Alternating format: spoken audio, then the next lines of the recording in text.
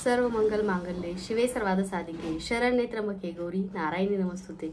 सर्वांना शुभ सकाळ। तर बऱ्याचशाच ताईंचा प्रश्न होता की ताई चांगल्या व्यवसायासाठी किंवा आपल्या घरामधली जी काही भरभराट आहे ती वाढण्यासाठी कोणता उपाय करावा किंवा आपल्या घरामधले जो काही धन आहे ते कायमस्वरूपी टिकून राहावं, त्याचा अनावश्यक खर्च होऊ नये किंवा त्याचा गैरवापर होऊ नये ह्यासाठी लक्ष्मी प्राप्तीचे भरपूर तुम्ही उपाय सांगता। पण असा कोणता उपाय आहे का जेणेकरून धन आपलं वाढेल? तर तुम्हाला सर्वांनाच माहिती आहे की आपली दक्षिण दिशेला ज्या आपण गोष्टी करू त्या मोठ्या प्रमाणात वाढतात। दक्षिण दिशेला बघा ज्या गोष्टी ठेवू त्या मोठ्या प्रमाणात वाढतात। जसं की कोणती एखादी गोष्ट तुम्ही ठेवल्याने आजार पण जास्त वाढतं, म्हणजे दक्षिण दिशेला पाय करून झोपल्याने सुद्धा आजार पण जास्त वाढतं किंवा आपल्या घरामध्ये सतत काही ना काहीतरी घटना अपघात घडत असतात। त्यामुळे दक्षिण दिशेला जे पण आपण काही करू ते खूप मोठ्या प्रमाणे वाढत असतं, कशाचंही प्रमाण असो। त्याचबरोबर बघा तुम्हाला दक्षिण जी दिशा आहे आपली त्यासाठी पैशाचा उपाय करायचा आहे। बऱ्याच ताई म्हणतात की व्यवसाय उद्योगामध्ये पैसा खूप मोठा वाढण्यासाठी काय उपाय करावा? तर दक्षिण दिशेला बघा तुम्हाला अशी एक नोट लावायची आहे। तुम्ही ह्याची फ्रेम करून लावू शकता किंवा अगदी अशी भिंतीला सुद्धा तुम्ही तुमच्या लावू शकता। तर ही जी नोट आहे वास्तुशास्त्राची कुबेर लक्ष्मी धनवर्षा सिद्ध नोट आहे, याला धनवर्षा सिद्ध नोट असं म्हणतात। तर ही जी नोट आहे ती तुम्ही तुमच्या दक्षिण दिशेला लावू शकता, कारण कसं आपण ही नोट रोज बघणार त्या दिशेला आणि त्या दिशेला जे आपण लावू ते खूप पटीने वाढणार। तर ही गोल्ड प्लेटेड आहे बरं का, ह्याच्यामध्ये गोल्ड मिक्स आहे थोडंफार। ही गोल्ड प्लेटेड धनलक्ष्मी धनवर्षा सिद्ध नोट आहे। तर ही तुम्हाला तुमच्या दक्षिण दिशेला लावायची आहे आणि दक्षिण व्यवसाय असेल तर उत्तमच, व्यवसायामध्ये सुद्धा तुम्ही ही दक्षिण दिशेला लावू शकता कारण धन वाढतं। तर तुम्हाला जर ही नोट नाही घेणं झालं तरी तुमच्या घरातले एखादी 500 किंवा एखादी 500च्या नोटांची फ्रेम सुद्धा तुम्ही करून घरामध्ये लावू शकता। तरी धनवर्षा नोट आहे, ह्याची प्राइस आहे फक्त 200 रुपये, त्यामुळे तुम्हाला घेण्यासाठी परवडणारी आहे आणि तुमच्या व्यवसायासाठी उद्योगासाठी तुम्हाला तुमच्या दक्षिण दिशेला ही नोट लावायची आहे। कारण दक्षिण दिशेला जे पण आपण ठेवू ते खूप मोठ्या पटीने वाढतं असं म्हणलं जातं वास्तुशास्त्रामध्ये आणि खूप अनुभव सुद्धा आहे। तर ही धनवर्षा नोट जी आहे ती तुम्हाला दक्षिण दिशेला लावायची आहे तुमचा व्यवसाय उद्योग चांगला चालण्यासाठी। त्याच्यामध्ये तुम्हाला चांगली प्रगती हवी असेल, तुमचा व्यवसाय खूप छान चालावा, तुमच्या घरामधला पैसा बरकत आणि धन वाढावं, त्यासाठी तुम्हाला ही धनवर्षा नोट आहे बघा। तर या नोटवरती तुम्ही बघू शकता इकडं श्रीयंत्र आहे, त्यासोबत बघा वास्तुदोष निवारण सुदर्शन यंत्र आहे आणि कुबेर यंत्र आहे। वास्तु सुदर्शन यंत्र, कुबेर यंत्र, श्रीयंत्र पाठीमाग आहे। त्याचबरोबर पुढे बघू शकता कुबेर भगवान आणि माता लक्ष्मी आणि ह्याच्यावरती 1000 असं लिहिलेलं आहे। तर ही सिद्ध नोट आहे, धनवर्षा सिद्ध कुबेर लक्ष्मी नोट आहे वास्तुशास्त्रानुसार। तर ही नोट तुम्ही आपल्याकडून खरेदी करू शकता आणि ह्या नोटीचे खूप चांगले रिझल्ट्स तुम्हाला मिळतात बरं का। कारण कसं असतं फक्त व्यवसाय असं नाहीये, ह्याच्या पाठीमागं काही रिझन असतात, ह्याच्या पाठीमागं काही चांगला उपाय असतो किंवा ह्याच्यामुळे तुमचं सुद्धा काही चांगलं कल्याण होतं। अगदी 200 रुपये आपल्याला मिळत नाही असं कधीच होत नाही, कारण कसं असतं की या छोट्या उपायाने आपल्या घरामध्ये बरकत किंवा आपल्या घरामधली भरभराट वाढण्यासाठी मदत होते। तरी धनवर्षा सिद्ध नोट आहे, तुम्ही नक्की ऑर्डर करा आणि तुम्हाला दक्षिण दिशेला लावायची आहे। तुमचा व्यवसाय उद्योग असेल तर दक्षिण दिशेला तुम्हाला ही धनवर्षा नोट लावायची आहे। त्याचबरोबर बघा लक्ष्मी प्राप्तीसाठी मी बरेचसे उपाय सांगते, बऱ्याचशाच ताईंना खूप चांगले रिझल्ट आले। आता एका ताईंचा तुम्हाला अनुभव सांगते थोडक्यात। तर एक ताई आहेत, त्यांचं कोकणामध्ये एक फार्म हाऊस होतं, तर ते भरपूर त्याला प्रॉब्लेम यायचा, म्हणजे ते विकलं जात नव्हतं किंवा खूप काही गोष्टी होत्या। पण त्या ताईंनी बघा धनलक्ष्मी कुंचन सेवा अगदी 1-2 महिनेच केली मनापासून, त्या सेवेचा खूप चांगला असा रिझल्ट आलाय। तर तुम्हाला सुद्धा तुम्ही व्हिडिओच्या माध्यमातून त्यांचा अनुभव तुम्हाला प्रत्यक्ष बघायला मिळेल, कारण त्यांनी खूप मोठा असा मेसेज केलाय। प्रत्येक वेळेस मी ताईंना एकच सांगत असते की ताई तुम्ही ऑडिओ क्लिप पाठवा जेणेकरून तुमचा अनुभव चॅनलवरती सर्वांना ऐकवता येतो किंवा एखादा तर तुम्ही शॉर्ट व्हिडिओ केला, जसं की धनलक्ष्मी कुंचन सेवा केली, त्याच्यावरती कॅमेरा धरून तुम्ही जर मोबाईल धरून जर व्हिडिओ केला तर काय होतं तुमच्या एकाच्या सेवेमुळे अनेक ताई ज्या आहेत त्या सेवेमध्ये येतात भरपूर। आता कसं असतं माहितीये का, लक्ष्मी मातेला प्रिय असणारी सेवा जसं की कवड्या, गोमती चक्र, गुंज, पोळा, त्याचबरोबर बघा एखादं का होईना चांदीचं छोटंसं फूल, चांदीच्या अक्षदा, लवंगा, म्हणजे कसं माता लक्ष्मीला चांदी प्रिय आहे आणि चांदीच्या वस्तू जर आपण सेवेमध्ये घेतो गोष्टी किंवा चांदी म्हणजे आपल्या घरामधलं संपूर्ण वातावरण शुद्ध करण्याचं काम करते आणि चांदी जी आहे ते आपल्या घरामधलं वातावरण सुद्धा चांगलं ठेवते. त्यामुळे बघा आपल्या पूर्वजांपासून आपल्या देवघरामध्ये चांदीचे देवी देवतांचा टाक असतो किंवा देवी देवतांच्या मूर्त्या असतात. म्हणजे त्याच्या पाठीमागे काहीतरी कारण, लॉजिक किंवा सायन्स आहे, म्हणूनच चांदीची पूजा आपण करतो. तर ते आता बघा आपल्याला, आम्ही सिटीमध्ये राहतो तर पाठीमागे आमचं गार्डन आहे, झाडं आहेत, हवा येते. पण काही काही ठिकाणी हवा येत नाही, कारण एकदम कोंदट दमट वातावरण असतं. तर त्या ठिकाणी हवा येण्यासाठी, हवा शुद्ध होण्यासाठी चांदीच्या देवी देवतांच्या मूर्तीची प्राणप्रतिष्ठा केली जाते. त्यामुळे बघा खूप ताईंना खूप चांगले असे रिझल्ट येत आहेत. भरपूर ताई अशा आहेत की ज्यांना पूर्ण बिझनेस त्यांचा स्टॉप झाला. तुम्ही माझ्या चॅनलवरती अनुभव चेक करा. त्यांचे जे काही व्यवसाय आहेत ते पुन्हा एकदा शून्यातून उभा राहिले आणि लाखो पटीने ते वाढलेत. असं भरपूरशा ताईंचा, दादांचा अनुभव आहे. कसं असतं माहितीये का, सेवा आणि सातत्य ह्या दोन्ही गोष्टी जर तुम्ही आयुष्यामध्ये चांगल्या केल्या तर तुमचं यश हे नक्की आहे. तुम्ही धनलक्ष्मी कुंचन सेवा किंवा माता लक्ष्मीची सेवा करताय तर त्या सेवेमध्ये तुमचं सातत्य सुद्धा असायला पाहिजे. कारण कसं असतं माहितीये का, एखादी सेवा जर आपण मनोभावे करतोय किंवा मनापासून करतोय तर ती सेवा करण्यासाठी सुद्धा आपलं मन एकाग्रत असणं सुद्धा खूप गरजेचं असतं. ती कोणतीही सेवा असू दे. अगदी तुमच्याकडे जरी मूर्ती नसली, आता कसं, आता ह्या सेवा आपण करतोय कसं आपल्या स्वतःच्या मनाच्या समाधानासाठी आपण भरपूर गोष्टी खरेदी करतो, घेतो. पण तुमच्या सेवेमध्ये जरी मूर्ती जर एखाद्या देवी देवतांची नसेल पण तुम्ही मनोभावे त्या देवाचं नामस्मरण करताय, त्या देवाला भजताय किंवा त्या देवाची आराधना करताय तर त्या देवाची, त्या भगवंताची कृपा तुमच्यावरती झाल्याशिवाय राहत नाही. हा सुद्धा खूप मोठा अनुसिद्ध अनुभव आहे. तुम्ही स्वतः घ्या. तसंच स्वामी समर्थ महाराजांची जसं मी सेवेकरी आहे, तुम्ही सुद्धा स्वामी समर्थ महाराजांची सेवेकरी आहात. आपले गुरु हे स्वामी माऊली, दत्त गुरु, आई महालक्ष्मी आहे. तर त्यांचं बघा मनोभावे नामस्मरण केलं, त्यांना नमो भावे आपण त्यांना मनापासून त्यांना भजलं तर त्या नक्की आपल्याला दर्शन देतात. त्यांची कृपा सुद्धा आपल्यावरती खूप मोठी होते. ह्याचा अनुभव माझ्याकडे आहे. तुम्ही बघताय स्वामींची सेवा फक्त निस्वार्थ 4 वर्ष केली, कधीच काही मागितलं नाही. एका अपघातामध्ये स्वामींचा दृष्टांत झाला, स्वामींच्या सेवेमध्ये आले आणि स्वामींच्या सेवेमधून खूप मोठं कल्याण किंवा एवढी मोठी कृपा झाली की आज स्वामी मूर्ती आर्टमध्ये 8 लोकांना स्वामींनी रोजगार निर्मिती उपलब्ध केली.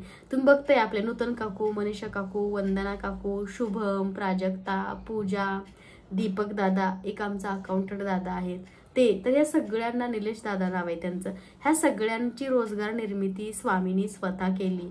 तसंच बघा कसं असतं माहितीये का, प्रत्येकाच्या कर्म प्रारब्धानुसार प्रत्येकाला स्वामींनी किंवा भगवंतांनी त्या त्या कार्यासाठी जन्माला घातलेलं असतं.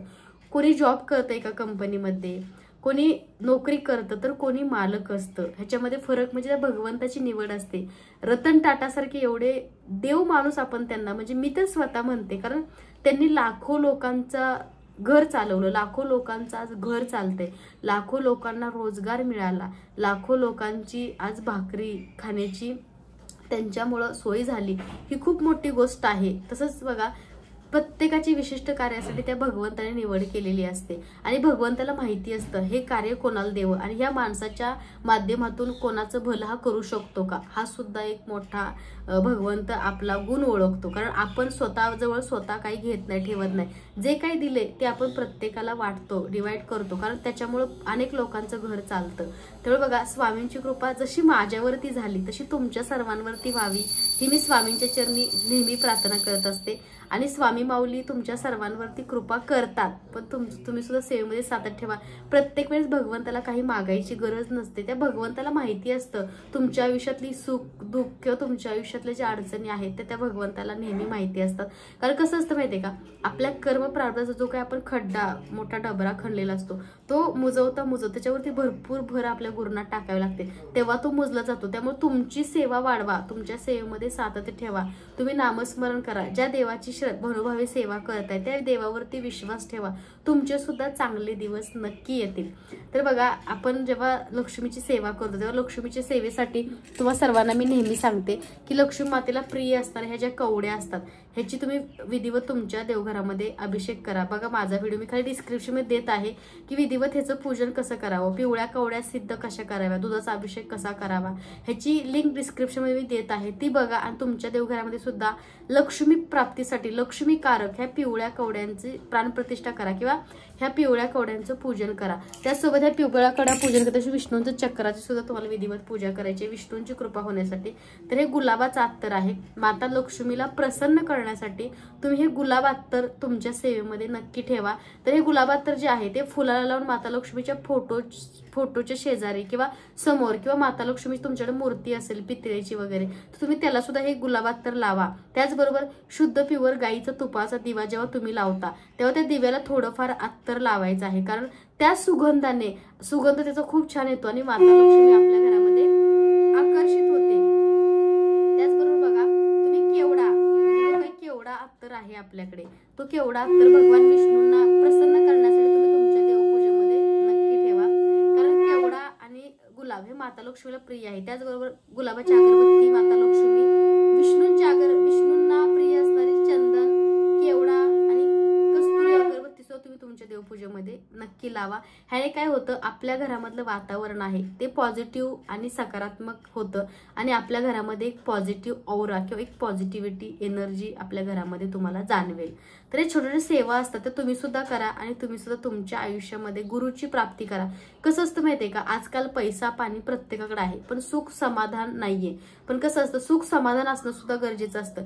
काहीतरी मिळावं किंवा खूप मोठं धन मिळावं करोडपती व्हावं म्हणून सेवा करण्यापेक्षा आपलं जे काही धन आपण कमवतो ते कायमस्वरूपी टिकून राहावं किंवा त्याच्यामध्ये वाढ व्हावी किंवा त्याच्यामधून आपल्याला दुसऱ्याला 1-2 पैशाचं दान करता यावं असा विचार नेहमी ठेवा। तुमची प्रगती होत राहते आणि जे आहे त्याच्यामध्ये सुख समाधान शोधायला शिका। कारण कसं असतं आपल्या हातातलं सोडतो आणि पळत्याच्या मागे लागतो तेव्हा आपलं जे आहे ते सुद्धा नष्ट होतं। त्यामुळे जे आहे त्याच्यामध्ये सुखी समाधानी राहा, तुम्ही त्याच्यामध्ये प्रगती करा, त्याच्यामध्ये वाढ करा, पण तुमचं डोकं शांत ठेवा, तुमच्या मनामधले भाव पॉझिटिव्ह ठेवा, सकारात्मक ठेवा।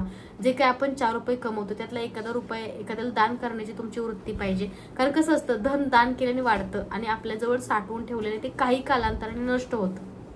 त्यामुळे तुम्ही बघा प्रत्येकच गोष्टी स्वतःसाठी करण्यापेक्षा काही गोष्टी इतरांसाठी सुद्धा करा, त्यातून तुम्हाला सुख समाधान नक्की मिळेल। कारण कसं असतं तुमच्यामुळे एखाद्याला एखादी गोष्ट दिली तर तो आनंद खूप मोठा असतो, तो तुम्ही पैशामध्ये विकत नाही घेऊ शकत किंवा त्या व्यक्तीने दिलेला आशीर्वाद जो असतो तो सुद्धा तुम्ही लाखो रुपये देऊन तुम्हाला तो मनातून एखाद्याचे आशीर्वाद म्हणजे एखाद्या आत्म्यानं आणि पवित्र आत्म्याने आशीर्वाद दिला तर तो कुठेही काम करतो।